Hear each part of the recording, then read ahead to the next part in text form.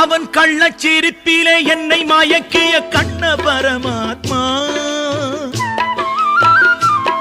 அவன் கள்ளச்சிரிப்பிலே என்னை மயக்கிய கண்ண பரமாத்மா. அவன் போட்ட விலங்கினில் மாட்டி தவிக்குது சின்னஞ்சிறு ஆத்மா, சின்னஞ்சிறு ஆத்மா. அவன் பேசும் மழலைகள் ஊதும் குழல் என காதில் இனிச்சதையா.